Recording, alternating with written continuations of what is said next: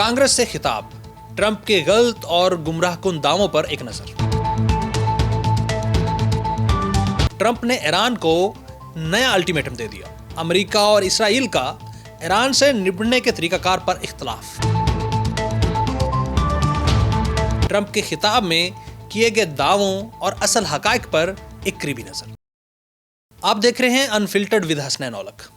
امریکی صدر ٹرمپ نے کانگریس سے سالانہ خطاب کیا، اس میں کئی دعوے غلط اور گمراہ کن تھے۔ نیوز ایجنسی اے پی نے اس بارے میں افراط زر، امیگریشن، ٹیرفز اور جنگوں سے متعلق غلط دعووں کی ایک پوری فہرست تیار کی ہے۔ امریکی خبرساں ادارے ایسوسی ایٹڈ پریس نے اپنے ایک تفصیلی تجزیے میں لکھا کہ صدر ڈونلڈ ٹرمپ نے اسٹیٹ آف دی یونین کہلانے والے اپنے سالانہ خطاب میں ایسی بہت سی باتیں کہیں جو پوری طرح حقائق پر مبنی نہیں۔ مثلاً انہوں نے اپنے خطاب میں طویل عرصے تک کے لیے حالات کا رخ موڑ دینے کا جو دعویٰ کیا، وہ بھی اگر غیر جانبدارانہ طور پر جائزہ لیا جائے تو پرکھے جانے کے امتحان میں ناکام دکھائی دیتا ہے۔ ڈونلڈ ٹرمپ نے بطور صدر پچھلا ایک سال اپنی کامیابیوں کے بلند و بانگ دعوے کرتے اور اپنے پیش رو صدر جو بائیڈن کی کارکردگی کا مذاق اڑاتے ہوئے گزارا، لیکن موجودہ امریکی صدر کے ایسے بیانات زیادہ تر غلط معلومات پر مبنی تھے، اور اپنے اسٹیٹ آف دی یونین خطاب میں بھی انہوں نے ایک بار پھر ایسی ہی کئی باتیں کہیں۔ ٹرمپ نے کہا، جب میں نے 12 ماہ قبل ایسے ہی ایک اجلاس سے خطاب کیا تو قوم بحران کا شکار تھی اور معیشت جمود کا شکار، جبکہ حقیقت میں بالکل ایسا تو نہیں تھا۔ 2024 کے الیکشن میں ووٹر افراط زر کی اونچی شرح پر ناخوش تھے، لیکن امریکی معیشت تب کسی جمود سے تو بہت ہی دور تھی۔ 2024 میں امریکہ کی مجموعی قومی پیداوار میں نمو کی شرح 2.8% رہی، جو گزشتہ برس ٹرمپ کی دوسری مدت صدارت کے پہلے سال کی شرح 2.2% کے مقابلے میں تو واضح طور پر زیادہ تھی۔ ٹرمپ نے مزید کہا، آمدنی تیزی سے بڑھ رہی ہے اور ہماری گرجدار معیشت اتنی تیزی سے ترقی کر رہی ہے جتنی گھن گرج پہلے کبھی نہیں دیکھی گئی، جبکہ حقیقت اس کے برعکس ہے۔ 2025 میں امریکی شہریوں کی آمدنیوں میں ٹیکسوں کی ادائیگی کے بعد اور افراط زر کے اثرات کو ایڈجسٹ کرنے کے بعد 0.9% اضافہ ہوا۔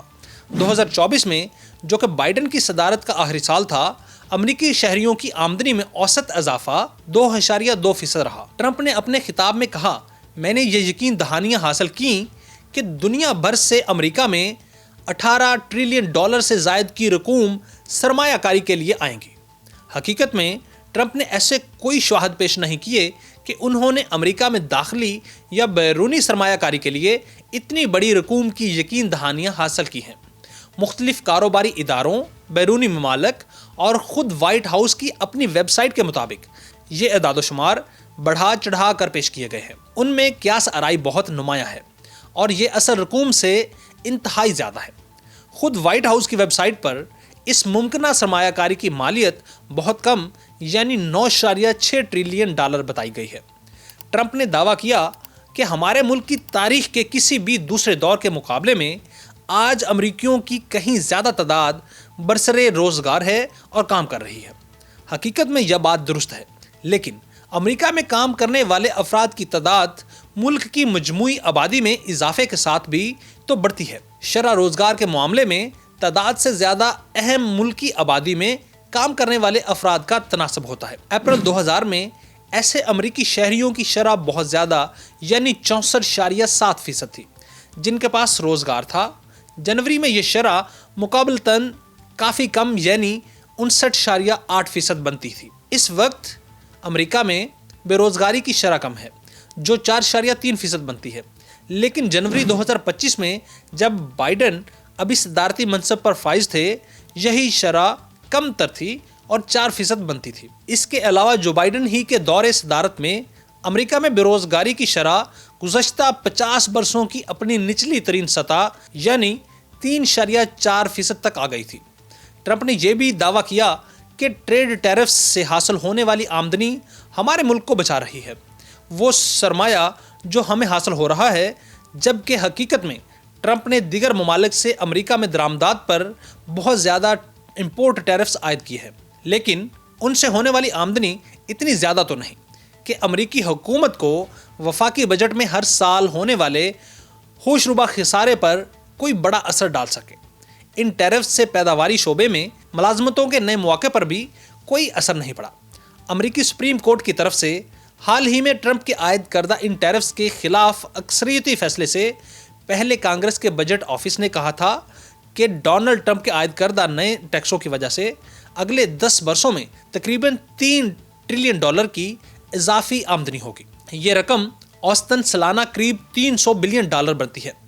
इन रकूम से तो $4.7 ट्रिलियन की वो मालियाती कमी भी पूरी नहीं हो सकती जो अमेरिकी शहरियों के लिए टैक्सों में डोनाल्ड ट्रंप की ऐलान करदा छूट की वजह से पैदा होगी। ट्रंप ने दावा किया कि मैंने अपने 10 माह दौरे सदारत के पहले 10 माह के दौरान 8 जंगें ख़त्म कराई।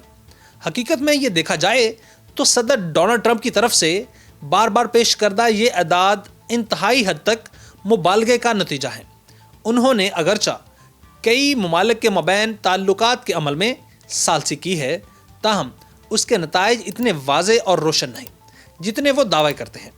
ट्रंप कम अज़ कम 2 ऐसे वाक़यात में भी अपने लिए क़याम अमन के दावे करते हैं जिनमें कोई ऐसी जंग जारी ही नहीं थी जिसे ख़त्म कराया जाता।